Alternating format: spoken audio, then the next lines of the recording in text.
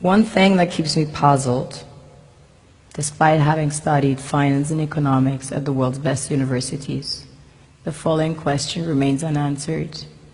Why is it that 5,000 units of our currency is worth 1 unit of your currency, where we are the ones with the actual gold reserves?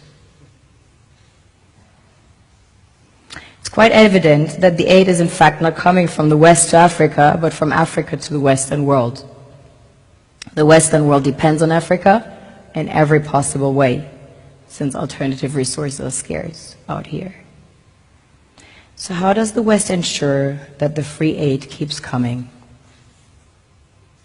By systematically destabilizing the wealthiest African nations and their systems, and all that backed by huge PR campaigns, leaving the entire world under the impression that Africa is poor and dying and merely surviving on the mercy of the West.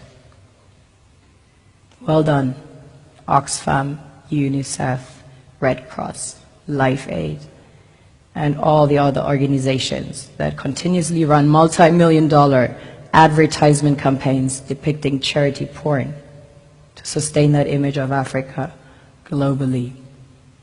Ad campaigns paid for by innocent people under the impression to help with their donations.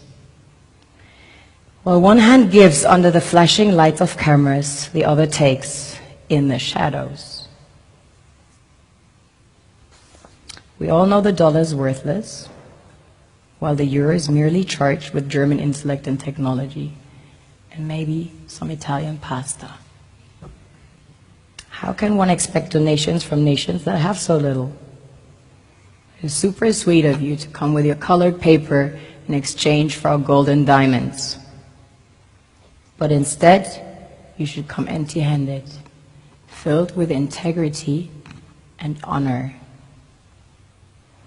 We want to share with you our wealth and invite you to share with us. The perception is that a healthy and striving Africa would not disperse its resources as freely and cheaply, which is logical. Of course, it would instead sell its resources at world market prices, which in turn would destabilize and weaken Western economies, established on the post-colonial free meal system. Last year, the IMF reports that 6 out of 10 of the world's fastest growing economies are in Africa, measured by their GDP growth.